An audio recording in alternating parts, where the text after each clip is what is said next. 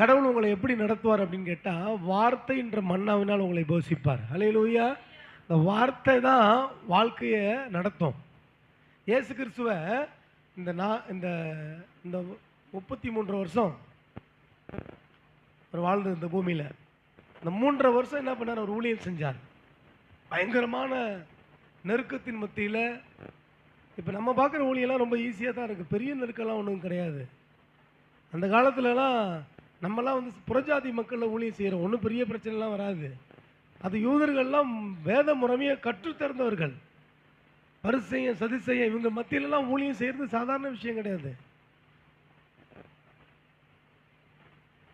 யோவான் என்ன சொல்கிறாரு? வருகிறவர் நீர் தானா, வேறு யாராவது வரணுமா அப்படின்ற கன்ஃபியூஷனில் இருந்தாங்க இயேசு ஊழியத்தை பார்த்துட்டு. இப்போ அந்த நேரத்தில் அவர் ஊழியம் செஞ்சாருங்க. ரொம்ப அழகாக ஊழியம் செய்தார். தைரியமாக தில்லா துணிச்சலாக ஊழியம் செய்தார். ஏன் தெரியுமா? அவருக்கு நல்லா தெரியும், வானம் திறக்கப்பட்டது, இவர் என் நேசகுமாரன், இவரில் நான் பிரியமாக இருக்கிறேன்ற ஒரு சத்தத்தை கேட்டார் பார்த்தீங்களா? அப்போ இயேசுக்கு நல்லா தெளிவாக தெரிஞ்சிருச்சு, பரலோக தொடர்பு எனக்கு இருக்கிறது, என்னை நேசிக்கிற பிதா இருக்கிறார்.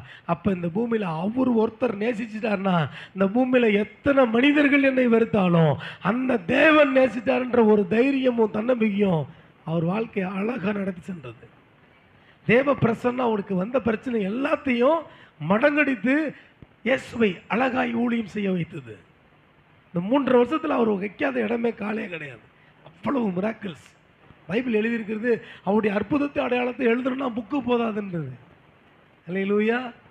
அப்போ அவ்வளோ அழகாக சோர்வே இல்லாமல் நம்முடைய இயேசு கிறிஸ்து இயேசுவை கிட்டத்தட்ட 3.5 வருஷம் சிலுவையின் மரண பரியந்தம் வரைக்கும் அவரை கீழ்ப்படுத்தினதுக்கு அந்த ஒரே ஒரு வார்த்தை, இவர் நேசகுமாரன், இவரில் நான் பிரியமாக இருக்கிறான்ற அந்த வார்த்தை அவ்வளவு அற்புத அடையாளங்களை பண்ண வச்சிச்சு, அவ்வளவு மிராக்கிள்ஸை பண்ண வச்சிச்சு, அவ்வளவு எதிரிகளையும் அழகாக நேர்த்தியாக சந்திச்சுட்டு போயிட்டே இருந்தார் இயேசு கிறிஸ்து.